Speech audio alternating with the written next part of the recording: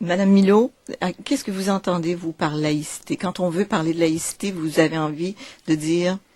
En fait, c'est un concept politique d'abord. C'est une norme qui s'applique à l'État. C'est un État qui est libre d'élaborer des normes collectives sans être sous la tutelle d'un groupe religieux, d'une église, d'un groupe de conviction particulière. Donc, c'est ce qu'on appelle une séparation, une autonomie de l'État par rapport aux groupes de conviction, aux églises particulières. En ce sens, la laïcité est présente dans la plupart des pays démocratiques, parce que les États, pour assurer l'égalité des individus qui adhèrent à des convictions diverses, ont dû s'abstenir d'adhérer comme État à l'une ou l'autre de ces... Des religions qui sont en... Voilà. Alors, même si le terme n'est pas utilisé, il accompagne les processus démocratiques dans la plupart des pays du monde. En fait, quand on resitue un peu les débats sur la laïcité, on les ancre beaucoup et trop, à mon avis, dans le conflit français.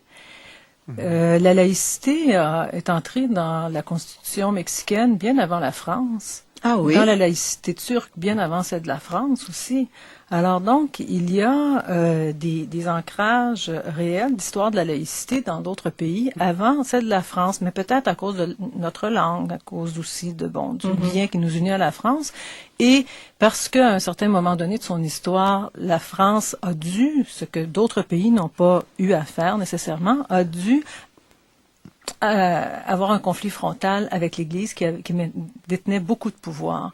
Et c'est ce qu'elle a donné le plus à voir, et c'est ce que nous avons retenu le plus. Et ce que ça nous dit aussi, c'est qu'une population peut être peu sécularisée, c'est-à-dire avoir encore des comportements qui s'inspirent de la religion, adhérer à des valeurs morales qui sont issues des traditions religieuses, comme en Turquie ou au Mexique, mais que l'État s'autonomise par rapport à la tutelle normative des religions lorsqu'il veut, comme je le disais au tout début, élaborer des normes collectives et respecter la liberté de conscience et de religion de tous ses citoyens.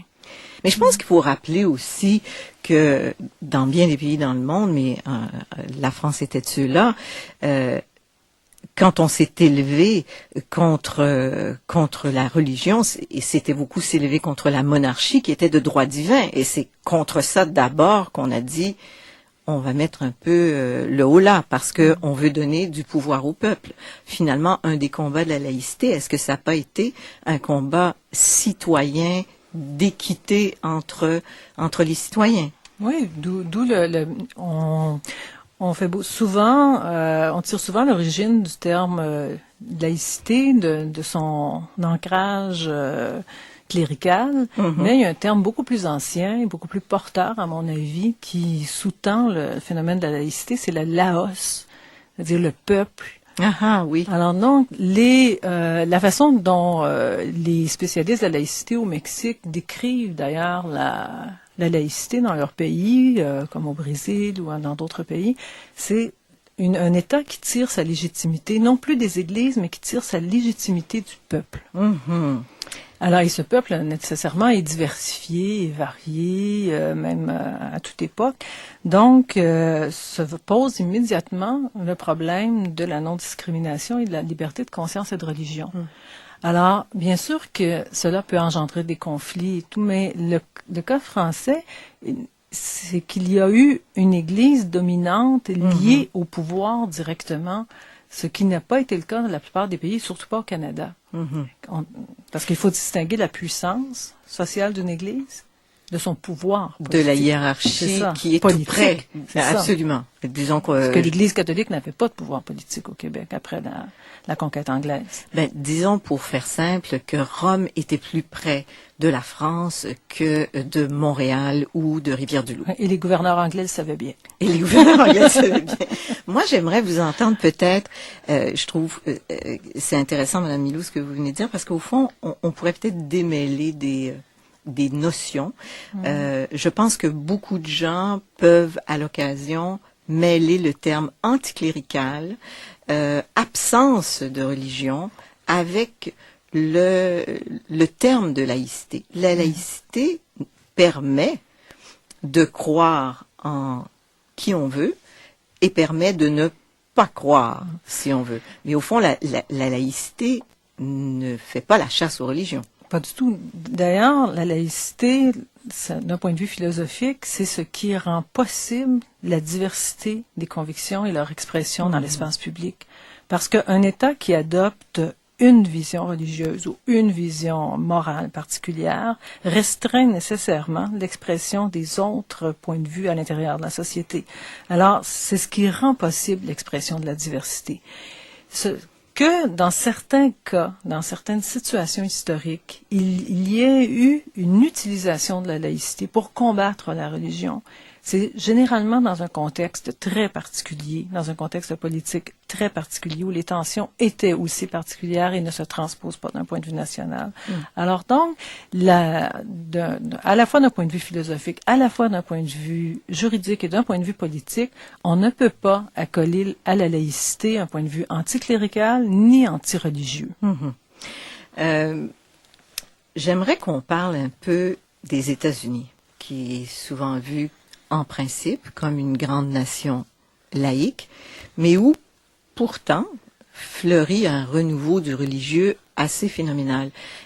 Alors, pour ce qui est des États-Unis, je pense que c'est la plus grande démocratie laïque qui existe. La plus grande démocratie laïque? Oui, la plus laïque, la plus radicalement laïque qui existe. Et pourtant, on a l'impression parce que, dans le grand public, que ça marine dans une soupe religieuse. Oui, c'est parce que souvent on confond le lobby, la puissance sociale qu'ont les groupes religieux avec ce que capable de déterminer le politique et le juridique. Par exemple, les nombreux accommodements qu'il y a en France, parce que la France, il faut le dire, je ne sais pas si Christophe sera d'accord avec moi, c'est un État avec des cultes reconnus.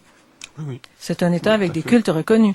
Ce qui serait inadmissible aux États-Unis en vertu du premier amendement qui a été voté en 1791.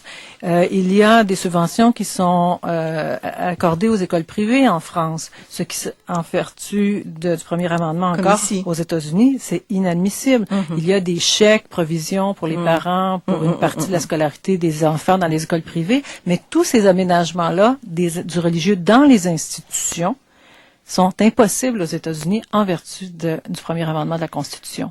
Pourquoi est-ce que l'école est à ce point ici, en partie, avec les signes religieux, mais à un moindre niveau, étant donné que les choses sont plus claires, mais pourquoi l'école est-elle de tout temps le lieu de bataille autour de la laïcité? Madame Milot. Pour deux raisons. Premièrement, parce que fondamentalement, c'est le creuset de la citoyenneté par excellence. C'est la principale instance de socialisation des citoyens. Même s'il y a d'autres lieux de socialisation, c'est celui qui s'applique à tous les jeunes citoyens. Deuxièmement, c'est l'école est le lieu aussi d'arrachement par rapport aux normes et au tout homogène de la famille. Alors qu'il y ait des tensions entre ce que les parents, par exemple, vont attendre de l'école et ce que l'État va attendre de la formation des futurs citoyens, les tensions peuvent être résorbées au mieux possible, mais elles ne peuvent pas disparaître parce que, par définition, c'est un lieu d'arrachement de l'ancrage familial et de la socialisation à une identité qui est projetée vers l'avenir, c'est-à-dire celle de la citoyenneté. Où est-ce que vous logez par rapport aux signes distinctifs à l'école, qui sont souvent des lieux d'échauffourée, je dirais, médiatiques les trois quarts du temps? J'aimerais savoir, c'est ça, ce que vous pensez de cette place. Est-ce que ça a une place à l'école? Comment gérer ça? Ici, on a décidé que le foulard islamique, notamment, avait le droit de citer sur les bancs d'école publiques et privées. En France, c'est interdit. Est-ce que les Français ont l'épiderme trop sensible? Est-ce qu'on peut bien vivre avec ça, Madame Milot? Moi, personnellement, je peux bien vivre avec ça. Et pourquoi? Pour différentes raisons. La première raison est si les institutions sont laïques, les personnes ne le sont pas. Je ne vois pas comment une école pourrait promouvoir ce qui est son devoir, promouvoir les droits fondamentaux, les libertés de conscience, de religion, l'égalité, et en même temps dire aux enfants, mais ne l'exprimez pas dans l'école. OK. Pour une autre raison aussi, qui tient au choix éducatif que nous avons fait, nous avons choisi collectivement de parler des religions à l'école dans une perspective de dialogue, de compréhension de l'autre.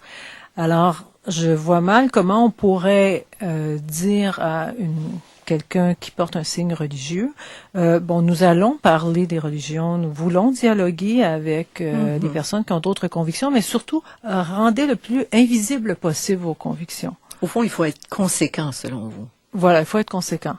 Alors, il y a des limites qui sont établies par la loi, c'est-à-dire l'ordre public, la sécurité, etc. Mais donc, globalement, ça ne me pose pas de problème.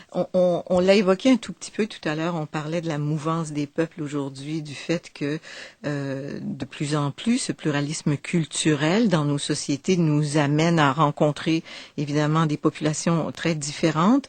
Il faut se redéfinir d'une certaine manière, c'est comme s'il fallait rééquilibrer d'une certaine manière notre manière de penser la laïcité. Est-ce qu'il faut laisser une certaine place aux religieux dans nos sociétés pluralistes?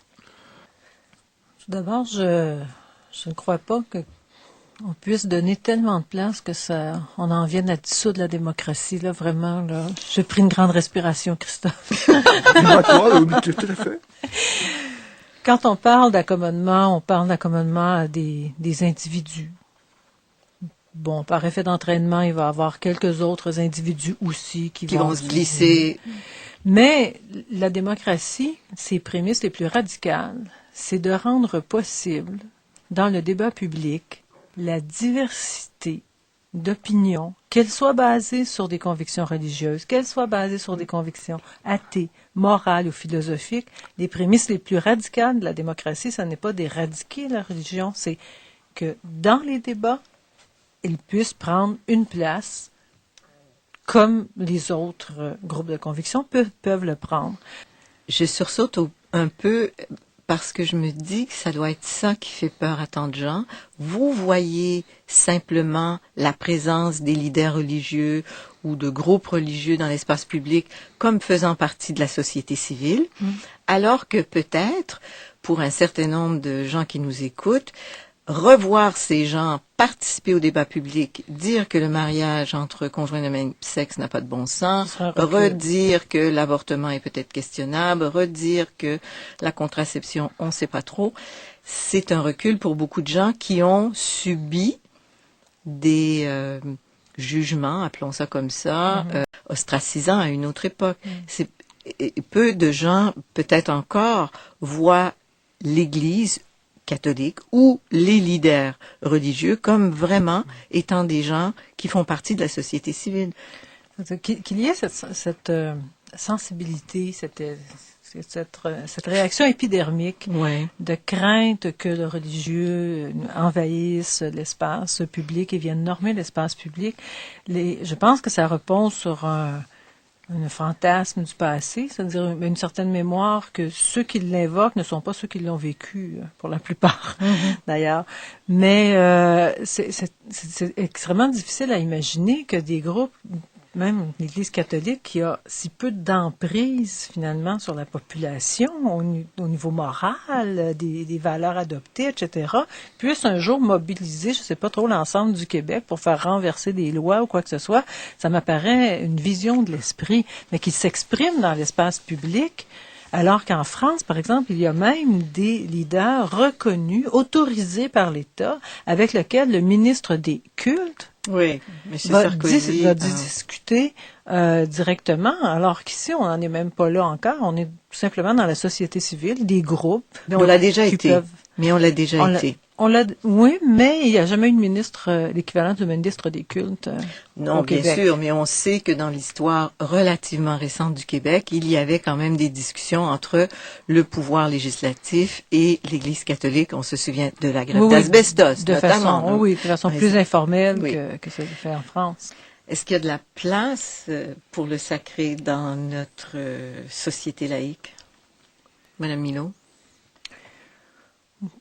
Je pense que l'expression du sacré, s'il y a un terme que je renvoie à l'individualisation, c'est bien celui du sacré, c'est-à-dire en matière de religion. C'est-à-dire, on pourrait, par analogie, dire que les droits fondamentaux sont sacrés pour nous, que l'égalité des hommes et des femmes est sacrée, mais je pense le terme, vous le prenez dans l'univers du référentiel spirituel et religieux, il y a une place pour l'expression du sacré, mais elle peut difficilement être collective, à mon avis, présentement. C'est-à-dire, oui, il peut y avoir des communautés qui s'expriment par des rituels, etc., mais qu'elle soit portée collectivement, ça me semble difficile à soutenir. Difficile, en effet.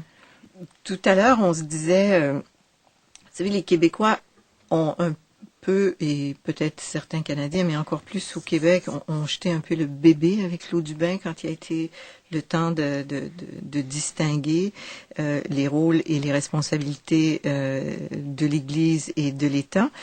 On dirait que les Québécois n'ont pas peur de perdre leur héritage judéo-chrétien, que je dirais, mais ils ont peut-être peur de ce qui va leur arriver. Une espèce de peur de l'inconnu en face de ce pluralisme religieux. Est-ce que c'est une peur qui est un peu normale, au fond? Puisque c'est nouveau, ce brassage de population et cette visibilité, comme vous le disiez tout à l'heure, Madame. Il ne faut pas le banaliser.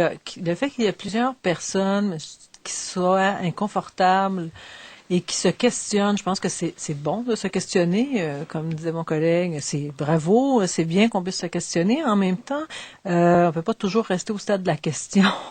Et il faut prendre acte aussi, essayer d'en débattre, comment il se fait que ce malaise identitaire, qui est très perceptible, face à la religion affirmée, je dirais. Donnez-nous quelques exemples. Bon, il y a eu certains chauffeurs sikhs dans le port de Montréal qui ont dit, je suis pas obligé d'avoir un casque. Il y a plusieurs phénomènes qui sont quantitativement pas très importants dans une population de 7 millions de personnes.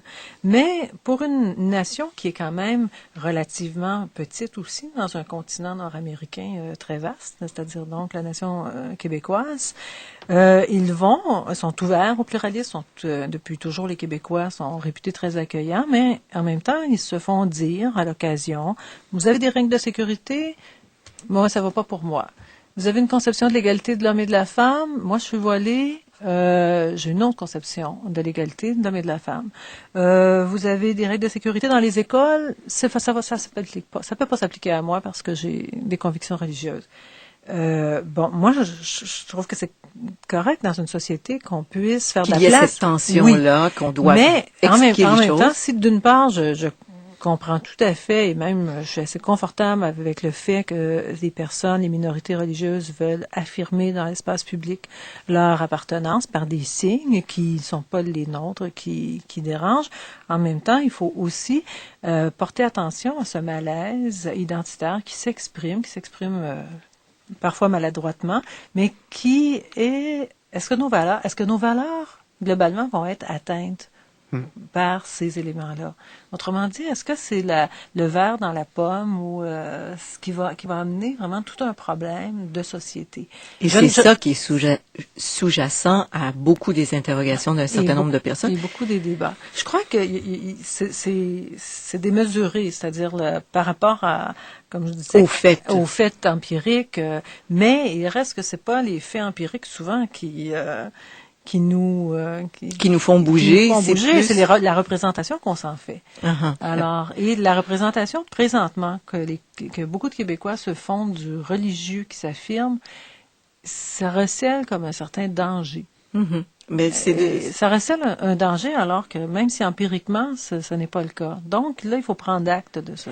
Et il y a peut-être aussi de la fragilité de cette culture pas si assumée encore et un certain nombre de valeurs qui restent un peu nouvelles aussi dans l'espace public. Et ça fait pas si longtemps que, disons, les Québécois se sont éloignés à ce point du catholicisme. Dans l'histoire, c'est assez récent. Donc on a mémoire encore de nos parents ou de nos grands-parents qui sont éloignés du religieux. Tout à coup, on voit cette visibilité du religieux autre, donc qui peut inquiéter. Est-ce que nos sociétés laïques sont équipées pour faire naître des valeurs communes qui vont faire le même lien que les valeurs religieuses ont eu si longtemps dans nos histoires. Est-ce que c'est pas plus difficile d'établir une morale laïque qui soit rassembleuse que l'était autrefois les cultures religieuses plus majoritaires? Quand un pays, d'un point de vue religieux ou simplement politique, adopte un idéal d'homogénéité, comme par pensée magique, on peut croire que ça va régler les problèmes. Or, c'est généralement des sociétés qui implosent. La diversité, malgré la tension qu'elle génère dans les sociétés, est aussi productrice de valeurs. Parce que elle nous permet de se projeter ensemble dans des valeurs pour un avenir ensemble, et non pas seulement tabler sur un héritage du passé. Alors, mais il faut mettre en place des conditions qui permettent le débat pacifique et la délibération entre des individus qui ont des points de vue aussi diversifiés. Madame Micheline Milot, sociologue des religions à l'Université du Québec à Montréal, membre du groupe Société, Religion et Laïcité du Centre national de la recherche scientifique à Paris. Et je vois que vous êtes experte au Conseil de l'Europe depuis 2004. Vous avez publié récemment, en 2002, Laïcité dans le Nouveau Monde, le cas du Québec, aux éditions Brepols.